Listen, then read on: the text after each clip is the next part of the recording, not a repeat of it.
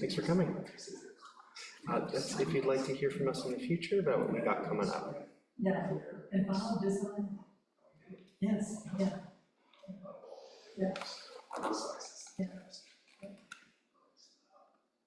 She said this was classic where it would be Robert doing it, and you would bring up all of these artists and kind of stick them in. Yes. Thanks. That would be great. I was just looking to see if I had this on.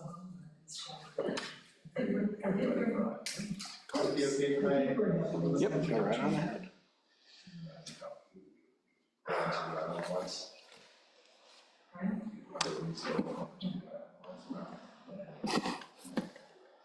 Thanks for coming, everybody.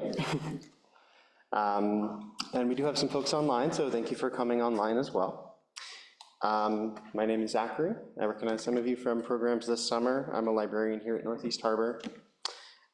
Before we get started, I do like to share that the library is able to offer free programs like this year-round, thanks to the generosity of our donors and our collaborators, like the Mount Desert Island Historical Society. This is the third of 4 summer lectures from the MDI Historical Society here this summer, featuring contributors to the 2024 Chebacco Journal. Definitely recommend getting a copy of that this year. If you'd like to see more about the library's upcoming events, you can subscribe to our weekly newsletter. There's a sign-up sheet by the door. To hear more from the Historical Society, you can sign up at mdihistory.org. And Patrick has brought some items from the collection here today. They're up on the counter at the back of the room.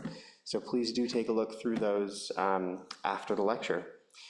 So tonight's speaker is a lecturer in the Department of History at the University of Maine and the collections manager at the MDI Historical Society. He has his PhD in Canadian American history, and his research focuses on the economic connections between the United States and British North America in the late 1700s and early 1800s. This presentation is courtesy of a recent donation to the Historical Society, so it's a little bit outside of that field. Here to discuss the Mount Desert Island Committee for Peace, please welcome Dr. Patrick Callaway.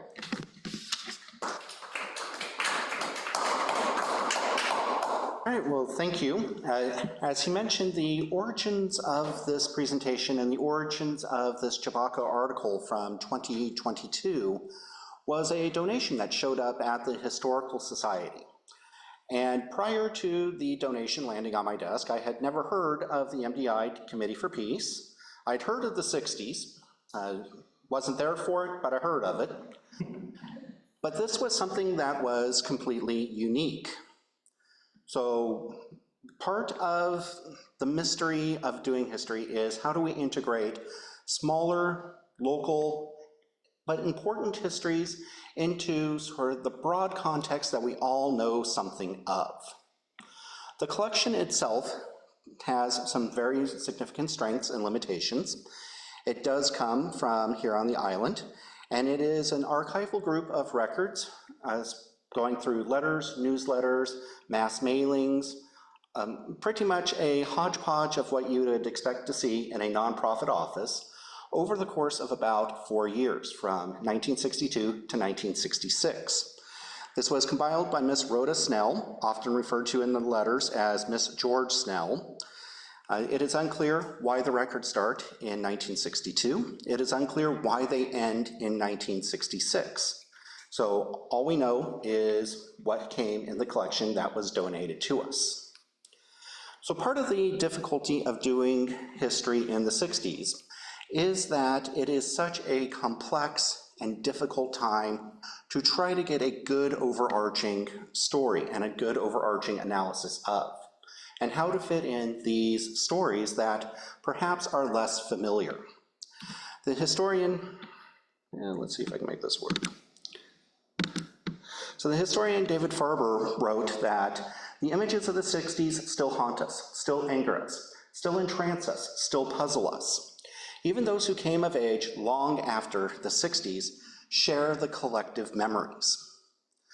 And in part, this makes things a little bit easier for historians because everybody's interested in this story. As it was mentioned, this is a little outside my usual field. Trying to get people interested in late 1700s grain trade, hard. Getting people interested in the 1960s, much easier. The difficulty, though, again, is that it is so complex. This collection does come with some limitations. It is a single source archive. I have not been able to find anything else on this group other than what was donated to us. So there is nothing that I can find in the scholarly literature that speaks to this group. So there are no additional sources that I'm aware of, and that means some of the limitations on the records that were retained really influence what we do know from the source. For example, the outgoing correspondence. We don't have that. We have the incoming, we do not have the outgoing. If you're here in person, and if you take a look at the back counter, again, there's some of the sources that we'll be talking a little bit about today, as well as some of the more interesting documents from the archival collection. If you're joining us from online, these are at the Historical Society, so please feel free to pay us a visit. So keep in mind in those limitations. So part of what we have to explain is, where does this fit in? So to figure out where it fits in, we have to have some of the broader context and talk about some of the things that we know or think we know about the period. So anybody recognize that guy? Walter Cronkite. So one of the most famous pictures in recent American history. This was his tour of Vietnam in 1968. This hints at something else that's very important for us. And that is that for really the first time in the 1960s, we are seeing things play out live and on TV. Television is not quite the same mediated source that perhaps movies or even radio could be. So some of the things that we are seeing fight itself out, whether that be political struggles, whether that be cultural struggles, whether that be with the war in Vietnam or in civil rights, these are conversations that we are having live and in real time. That is part of the complication of the 60s. It is a conversation that oftentimes dissolves into an argument. But I would also make the case that it also complicates our understanding of the period, because in many ways we are still having the same arguments we had in the 60s. The mass media perhaps helps, perhaps does not, but this is a new element in some of the conversations that people are having at the time. So let's try another one. Anybody recognize that picture? Martin Luther King, Washington. Yep, so, yep, exactly, Martin Luther King. This is the... I Have a Dream speech. Yep, this is I Have a Dream speech, 1963. My mother was, well, number censored years old at that time. She was there for the 60s, but is 39. If you can make the math work for me, please let me know. This is an image that comes from a time long before I was born, and I automatically knew exactly who that was and what the conversation was. This helps us understand some of the debates, because to talk about this image, we have to have some conversation about what is being said, who is there, and why. But how often do we have famous images like this that direct our conversation? So we direct our conversation oftentimes about the 60s towards the big events, the well-known, the documented, the pictured, things like that. So 1968 Chicago Convention. For fans of present-day history, if you heard a lot about Chicago conventions and how this is not 1968, notice how much that conversation was taking place just last week over an event that is now 60 years ago, or coming up on 60 years ago. How about this one? At Woodstock, big concert out in New York, 3-day thing, everybody shows up, especially the youth. Part of the conversation about the 60s is often driven by debate, conversation, and argument between generations. Younger people who are with it, whatever it is, older people who are not with it, and the argument back and forth between those. If you think about some of the TV, and we'll talk about that a little bit later, the divide between generations that comes from the 60s, well, we'll still see some elements of that. Woodstock, it was either the greatest thing ever or the worst thing ever, depends on the source that you read. I'm told that the music was pretty good, but the cuisine was a little haphazard. To move towards a little bit more of a serious type of divide.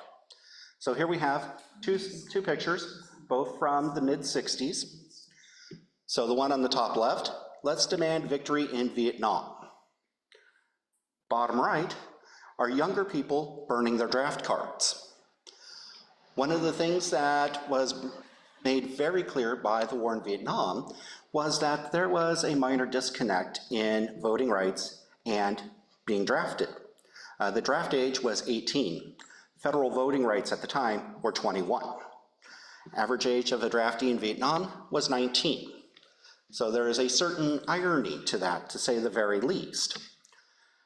Part of our conversation is how can both of these things be true?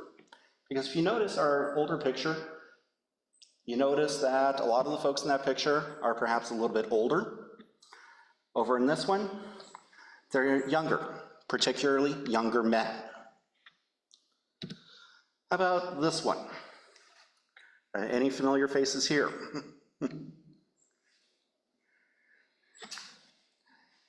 The war is over if you want it. Happy Christmas from John and Yoko Ono. Over on the right, God yes, communism no.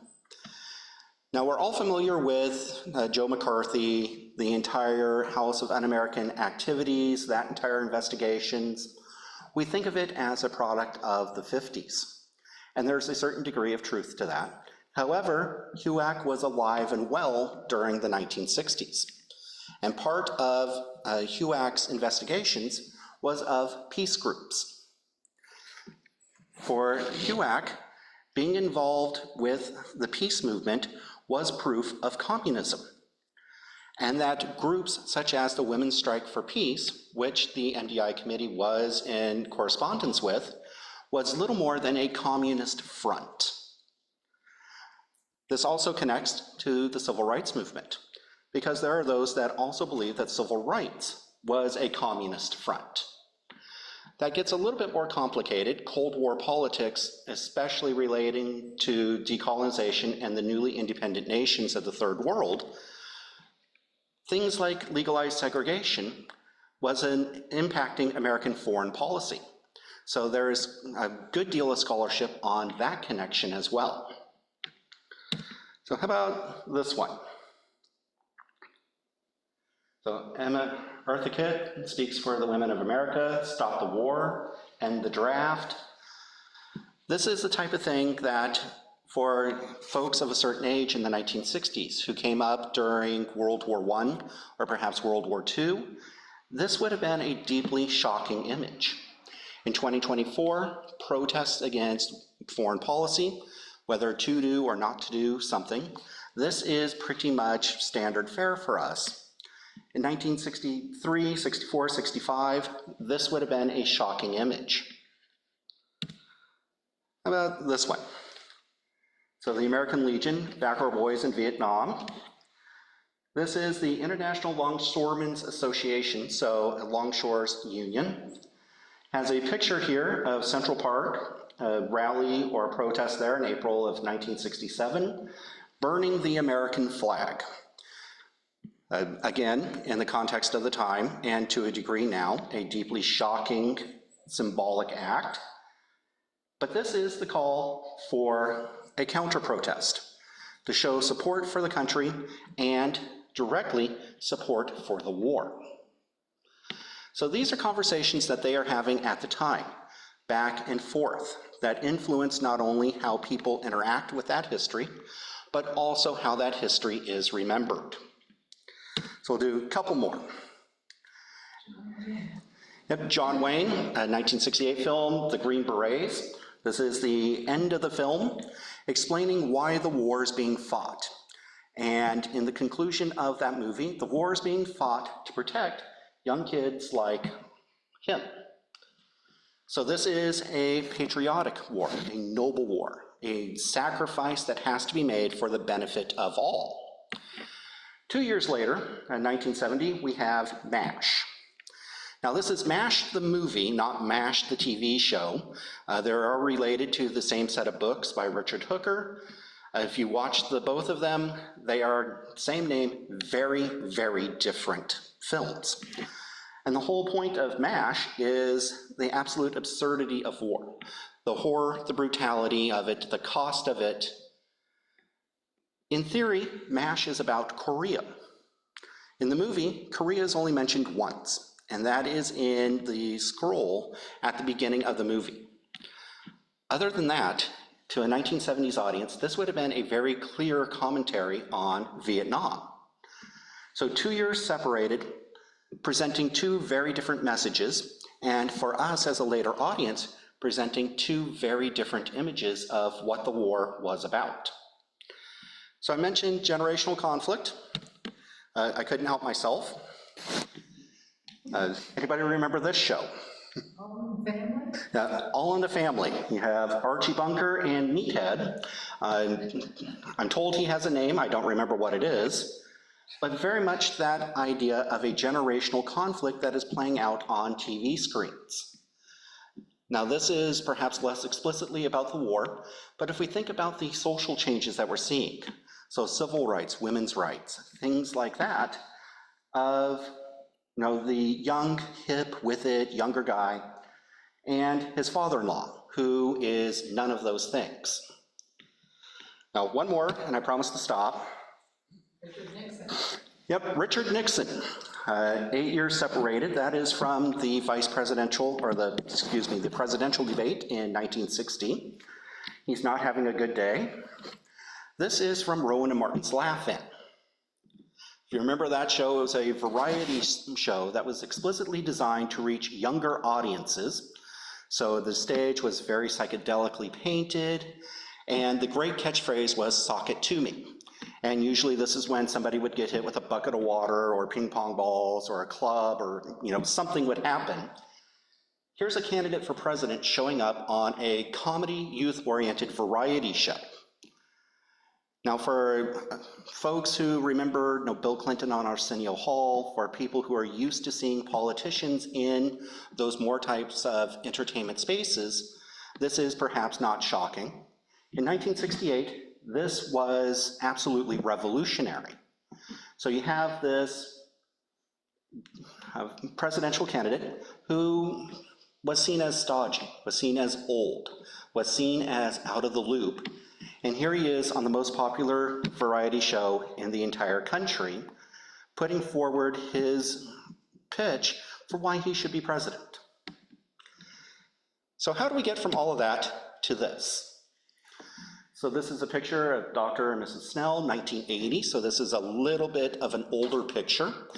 And this is where we try to reconcile those very well-known pictures, those very well-known events like a March on Washington, or Chicago protest, or a Nixon on Laugh-In, and try to see where our local histories and our local sources fit into that. So the Snells both were very distinguished academics. They're involved with Jack's lab. This is actually a picture from a Nobel Peace Prize award that was in 1980, so a little bit later on. To understand where they're coming from, we have to go back a little bit. And this is where we start to get a little bit more document heavy. Again, for those that are here, a lot of the documents are in the back. So we have January 16th, 1964. The Mount Desert Island Civil Rights Committee is a group of people joined together to help secure equal rights for all, regardless of race, color, creed, or national origins. All island residents are encouraged to participate. These objectives to be pursued in the following ways: education, information, fundraising, evaluation and recommendations on civil rights legislation, and evaluation and recommendations of problems of discrimination. Now, in 2024, this is perhaps not a particularly ambitious slate, shall we say. Some of this is still a current affair, certainly. But notice our date here, the beginning of 1964. We also have an idea of who is on this committee. Part of what is striking here is that as we think of the 60s, we think of those generational debates of the youth advocating for change, of the youth wanting to see civil rights, of war protest, of them being the really active part of society in change. We see something very different here, as we see a remarkable number of doctors, of ministers, of people who are not only older, but come from a very respectable part of society. So sciences, the clergy, people that in our popular image of the 60s perhaps would not have been as supportive of some of the changes or of the anti-war movement. Well, these are the people who are front and center of our MDI Committee for Peace. So it's a little bit of a different type of approach that they are having. Now, as we think of the 60s, we think of these protests, whether they are anti-war or anything else, of people being out in the streets, of marching with signs, and all of those things that we are very familiar with the popular image. This group is doing something very different. So they are interested, yes, in part in collaborating with other groups and in publicity, but they are also very much interested in education. So they put forward a suggested reading list of books recommended for their membership, but also for the community to read to understand some of the social issues that are going on at the time. Now, there are some things that you would expect to see here. Now, Martin Luther King's new book is out. Ask for it in the library, and you'd expect that. But as you scan some of these readings, there are some interesting things that pop up. So for example, Call Me Charlie by Jesse Jackson. Yes, that is the same Jesse Jackson that would go on to the Rainbow Coalition and a presidential candidacy of his own in the 1980s. And if you're watching the Democratic National Convention, there he was on the screen just last week, same guy.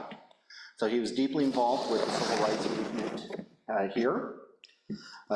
There is one that's a little misleading. How Far the Promised Land by Walter White. Walter White is not the guy from Breaking Bad. Different Walter White.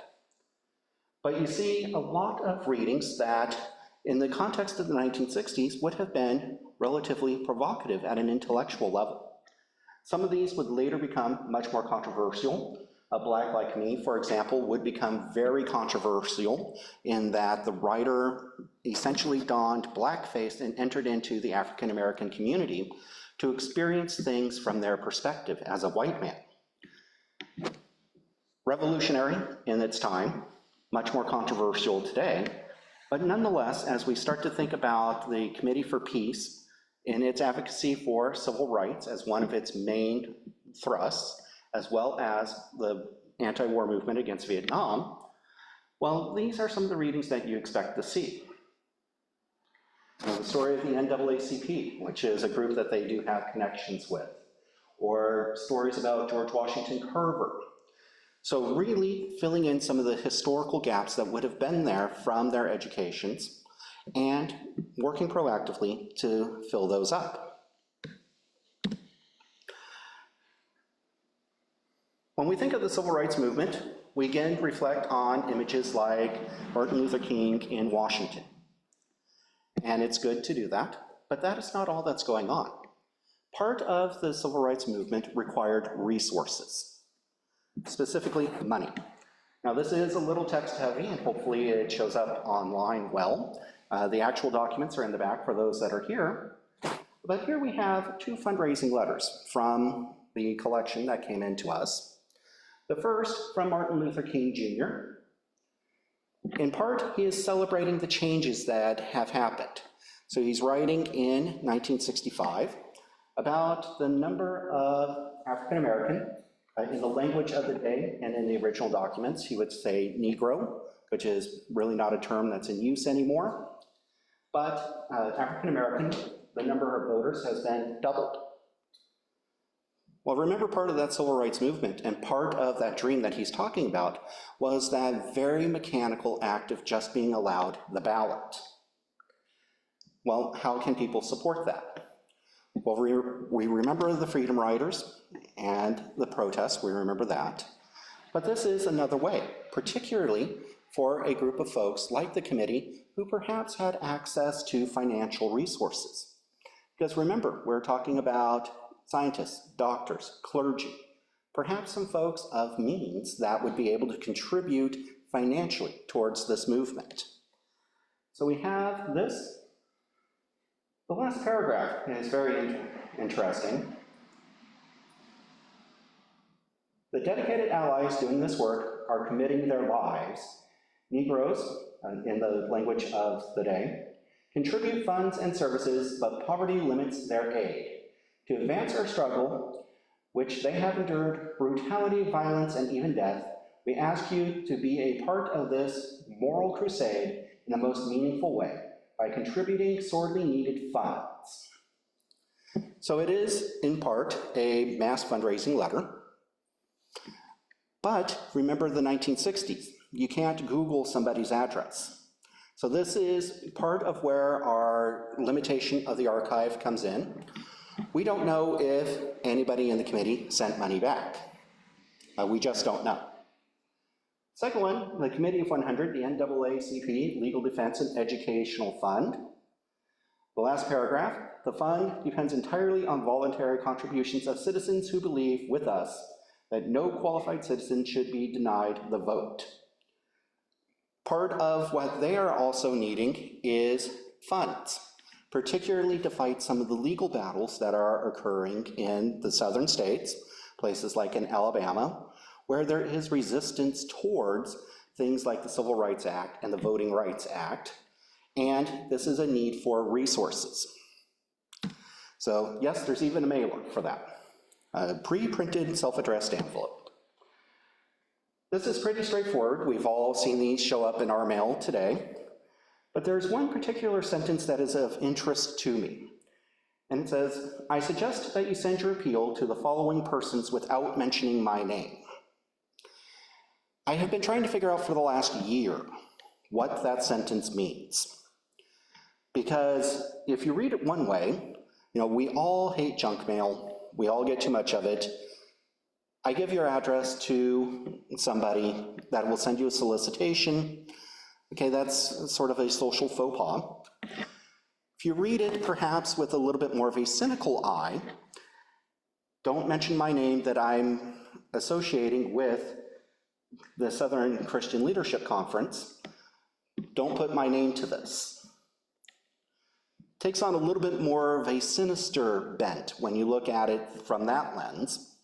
I can't prove which one of those is correct or if there's a third or fourth or fifth interpretation.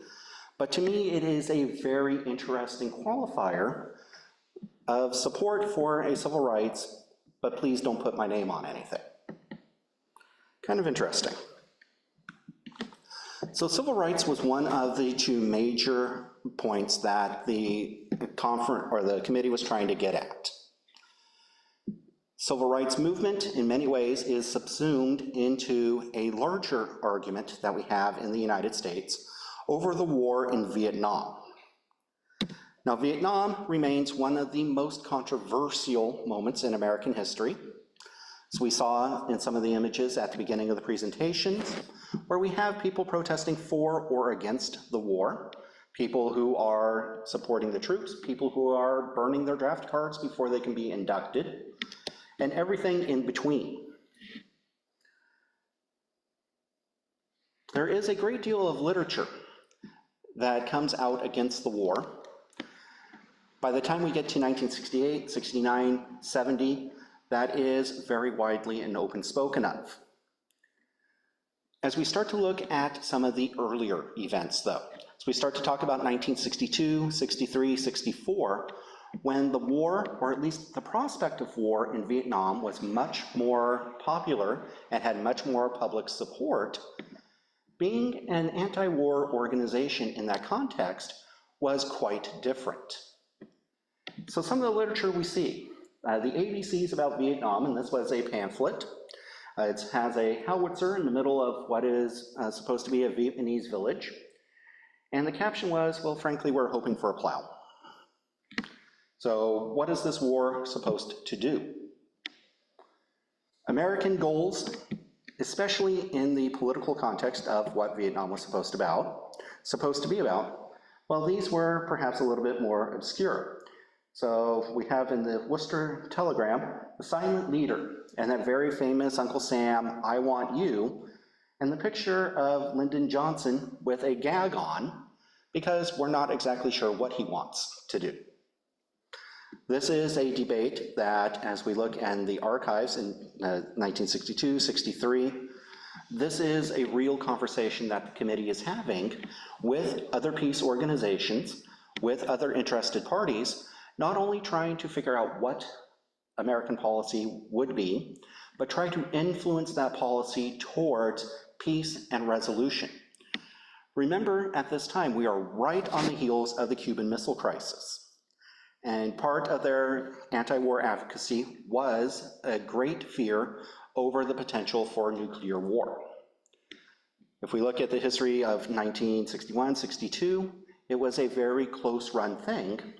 And for folks who were not only familiar with the politics, but were very familiar with the international implications of that, well, that's something that's going to be on mind. So this comes from December 6th of 1962. The Committee for Un-American Activities, U.S. House of Reps.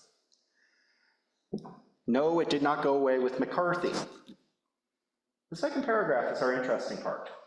So the hearings will concern the united front tactics of the Communist Party and Communist Party tactics of infiltration on non-communist organizations, with special reference to the Women's Strike for Peace, one of those groups actively engaged in the so-called, in quotes, peace movement.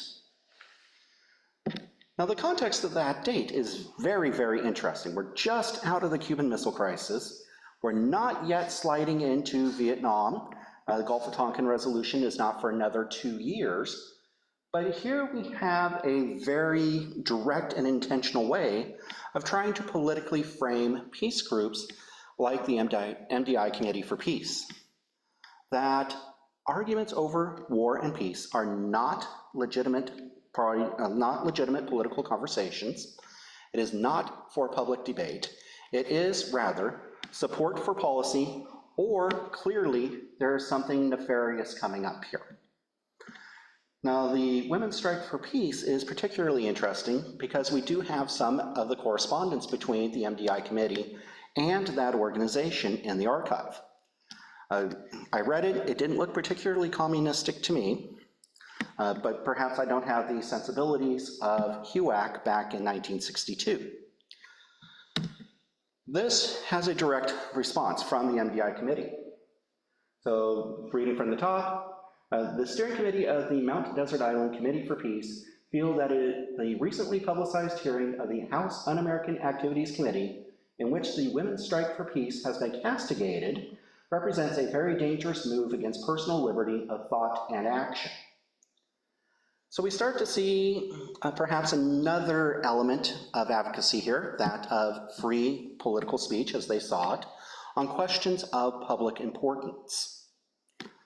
The date here is still interesting.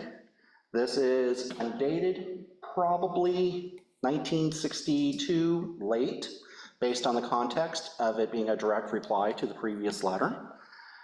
But this is a very interesting idea that you have very respectable citizens, doctors, pastors, who are, by implication here, now being associated as communists at a time when communism was considered to be, at least by some, a very direct social ill. It does not keep with the image that we have of the 60s. to say the least. Because what could be less revolutionary than a group of middle to upper middle-aged folks, mostly with degrees, mostly in professional jobs, discussing politics? It does break with our image of the 60s, and it complicates our image there. So it gets worse. They send a direct letter to Lyndon Johnson.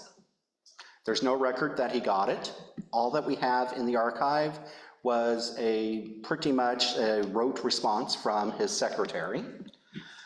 But here we have a very direct appeal to please keep the peace. We are disturbed by the imminent involvement in Southeast Asia. Therefore, we are asking for you, as the president, to keep the peace. Now here's a place where we have people putting their names to the document. And we have figures like a LaRue Spiker. She's about 2/3 of the way down. But people who are very respectable, well-known members of the community, who here in early 1965 are raising the alarm about the potential destruction of a war in Vietnam. In order to analyze this, we have to forget a little bit about what we know. Remember, they don't know what's going to happen in Southeast Vietnam, or Southeast Asia and Vietnam. They're projecting forward. But some of their concerns are very well realized. The New York Times, as they cite, the United States is gradually reaching a point where it either goes on a major engagement involving North Vietnam and Communist China, or it actively seeks a diplomatic solution. Well, Communist China did not end up getting involved in the Vietnam War, but that is pretty much what plays out in 1965 and 66. To make it even more interesting, we have a presentation by a University of Maine professor, a Dr. Clark in political science, who comes down and talks with the committee in 1965 in April. This is an article by LaRue Spiker, and we have the original, and this was put in the Bar Harbor Record. Well, this is not deeply surprising that perhaps a speaker coming from a university or something like that might be picked up by the newspaper.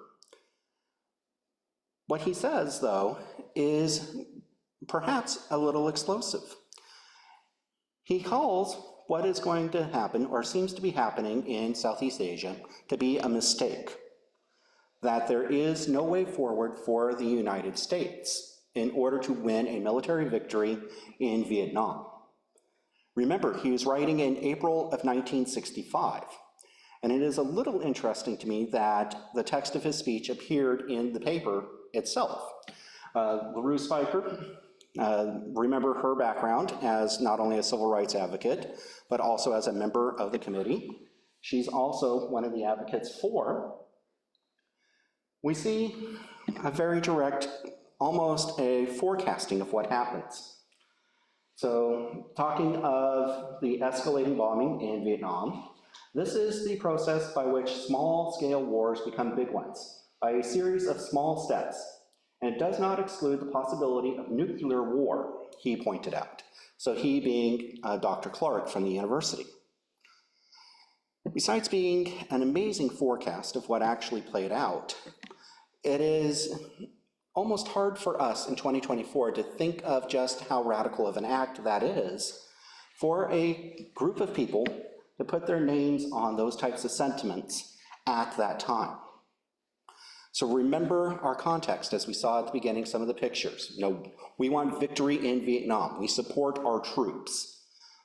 That is very much a feeling that is prevalent in the nation. It does, however, present us a problem.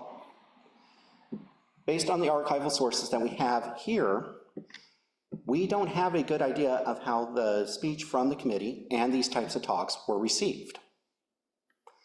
So that is a gap in our archival knowledge, granted, but certainly it is significant that we have these everyday citizens pointing out and publicizing what they see to be mistakes in large-scale public policies.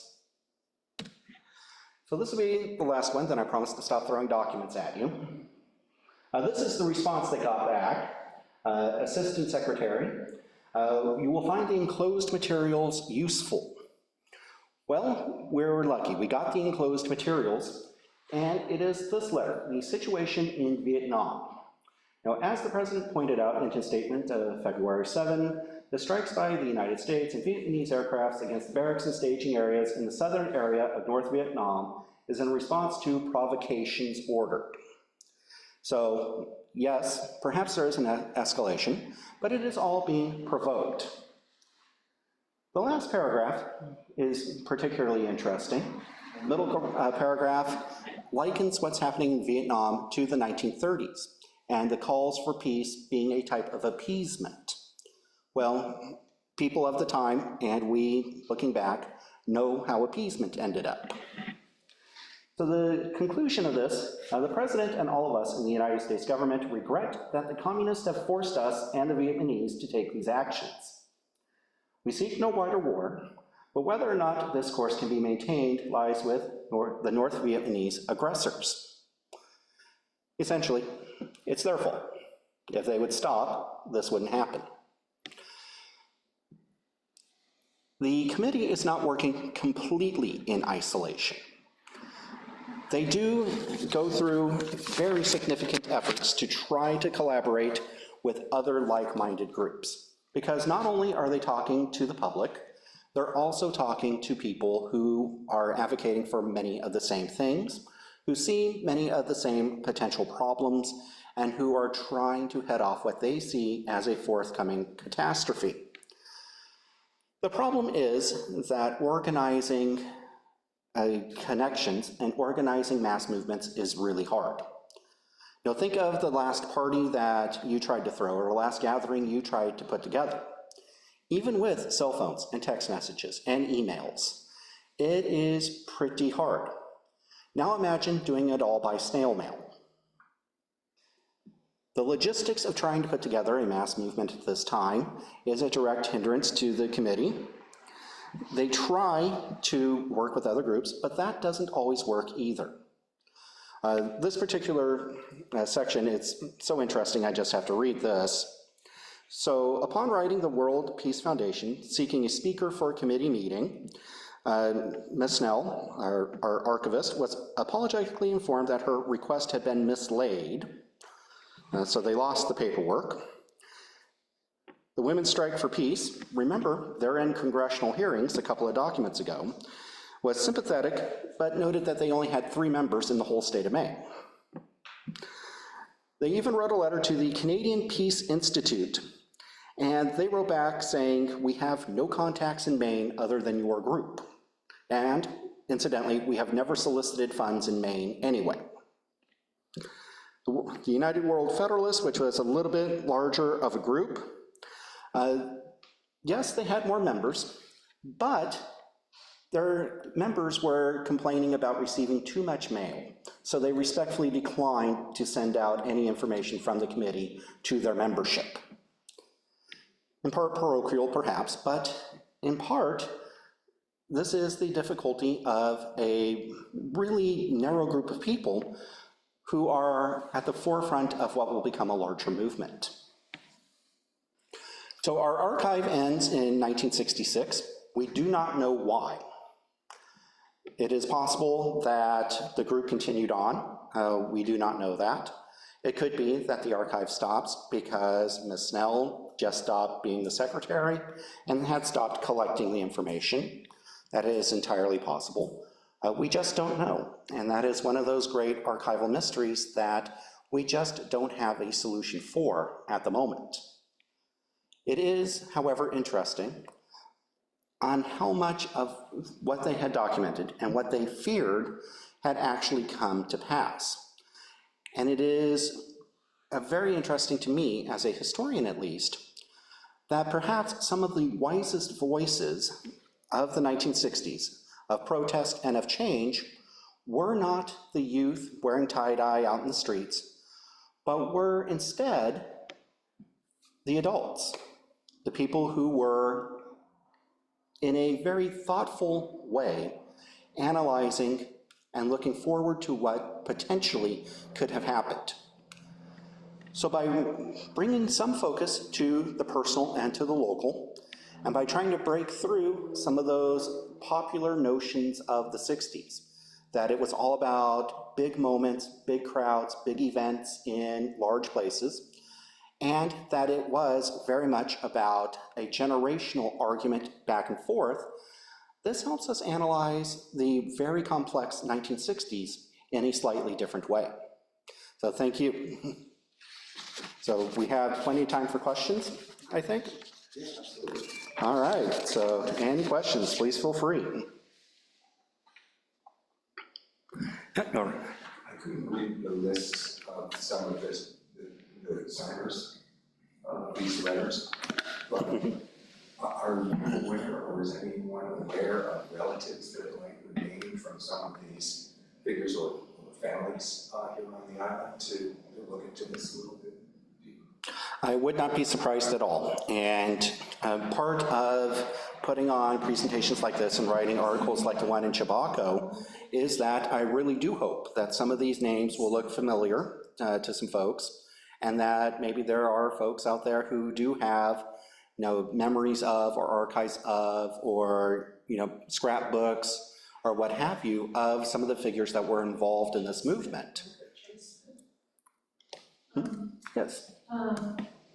Was Margaret Chase Smith the senator at that time? Yes, the question was Margaret Chase Smith one of the senators? Yes. And in the archives, we have letters to her and to Muskie as well.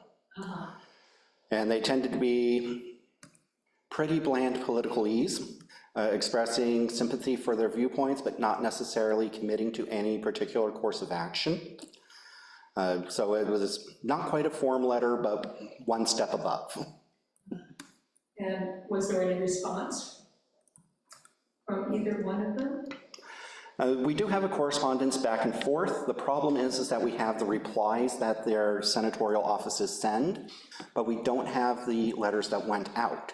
So we're not entirely sure what the committee had asked of them, whether it was in terms of wanting to have a meeting, whether it was in terms of advocating for particular policies or particular votes. We're not exactly sure. We have to read behind the lines of the letter that came back and try to reach the best conclusions that we can. I mean, it'd be obvious that they would be in touch with the senators for their peace, interests. Well, and that's what's interesting to me, is because you have these very respectable members of society who, if we want to put a 60s term on it, maybe establishment figures, quote unquote, who are writing their representatives, their senators, and getting at least some type of reply back. So it suggests certainly a type of relationship, but an advocacy for reform in a way that perhaps the more vocal and, to us, more famous activists just would not have approached. Well, it was interesting. Margaret Chase Smith actually came to my college and spoke. And I think what I should do is contact my school and see if they actually have a copy of her speech. Yeah, that would be great. There is a Margaret Chase library. Because it would have been during the same time. So I was in college between 62 and 66. Ooh, that would be very interesting. Yeah. Oh, yes. Is there a record of the committee holding public meetings, and where would they, does this happen in people's homes or in organizations, or where would they gather? So the question is, where would they gather? We do know that these meetings were open to the public. In some of the first documents we have, it is very clear that they want this to be a public-facing group. Whether or not they draw a crowd is another issue entirely. There's about an entire folder's worth of correspondence back and forth of trying to put together a conference, and people who could make it, who couldn't make it, who could come but not on that day. Pretty much if you look at your email inbox, trying to organize a party, it looks just like it. So we do know that they were public-facing. To what degree they were successful at that is another question. We do not get a direct statement of where they met, The sense that I get is that a lot of times they would have met in homes. Certainly for larger conferences or things like that, they would have met in a public place. Usually in Bangor seems to be the common thread. The communications were just much easier. Did his Snells have children that might remember some of them? I have no idea. Is there any information on this else? You said something about a Nobel Peace Prize. Was that a press conference or something? Did he win the prize? So the question was, do we have more information on the Snells? We do have some information on them. However, it is not about their participation in this committee. So we have information about the people, but not about the specific part of. Was he involved in Jackson Lab? Yes, he was over at Jack's. Well, they must have some history stuff.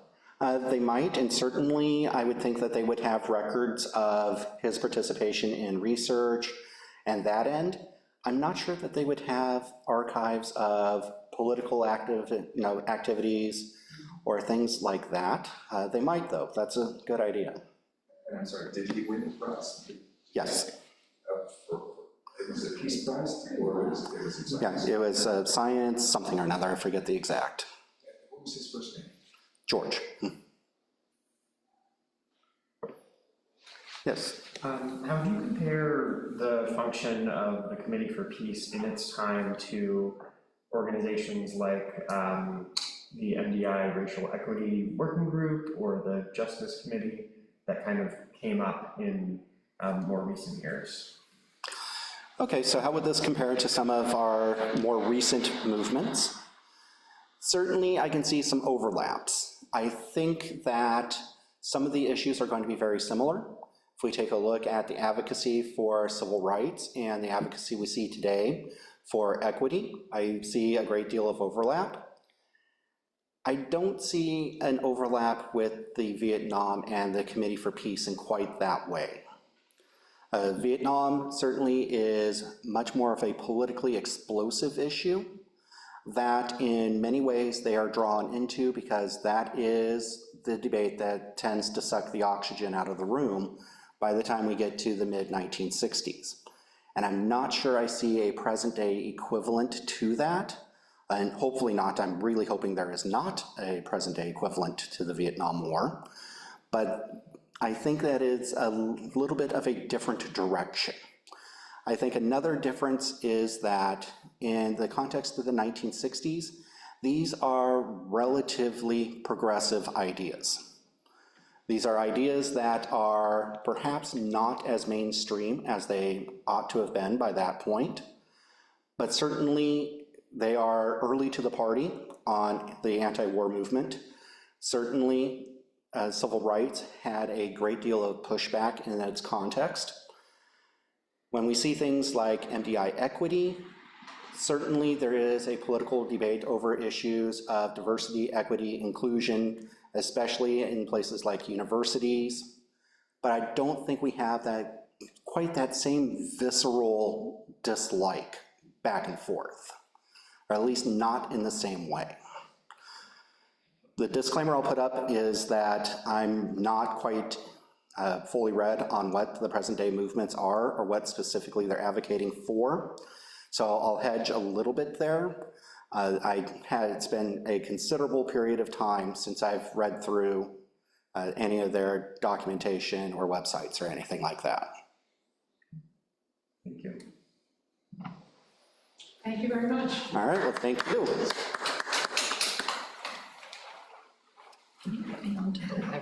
It was fun to see those photographs. Well, that was the, Did I score on here? well, that was, to me, the amazing part is that, I was, seriously, my mom she wasn't even in elementary school yet. And those are images that, instantly, we know who that is, we know what they're talking about, what that moment is, and that drives our conversations about the time. And it's less so now because there are so many images. Then it was boiled down to the iconic few so that even translates into future generations. But now it's more a wash.